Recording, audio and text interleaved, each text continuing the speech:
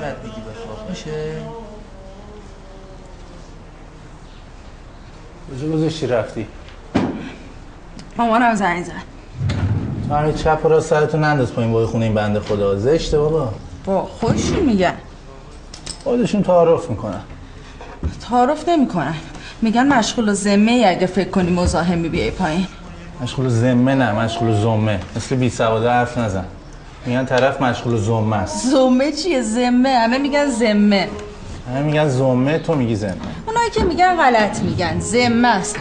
به جون حنانه راست میگم. جون بچه رو چرا قسم میخوری؟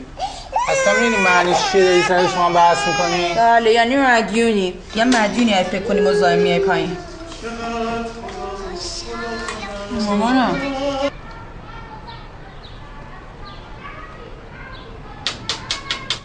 جانم عزیز. بابا این لباسا رو میدادی من میریختم تو ماشین آخه. اون وقت آقا فرید میگه همش زحمتتو میندازی گردن اینو. این حرفا چیه؟ آخه اون که خودش نمیخواد بشوره باردارم که نیست که. سلام امیدی. من زنگ میزنم مامان جون. خوب هستین شما؟ ببخشید آقا فرید هنوز نیومده خونه. دلواپس شدم، دلم هزار را رفت. گفتم یه زنگ بزنم ببینم کجاست. خیلی دلشوره گرفتم. بله اونایی که میرن شهرستان کار میکنن کسب و کاری دارن، خانواده‌ای دارن، پدری مادری، نه یه زن حامله. بابا مگه فقط تو یه دونه حامله ای تو این دنیا؟ بابا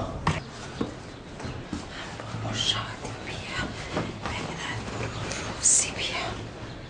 فردا شب مهمون داریم ها. کیا؟ بابا مینا. پس فرید برای همین اومده بود.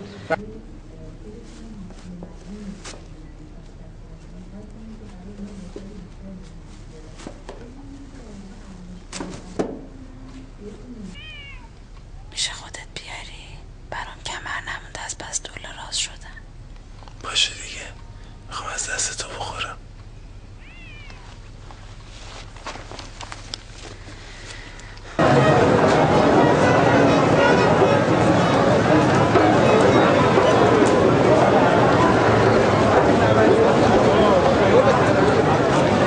بفرما سرگرمی کادو واسه بچه.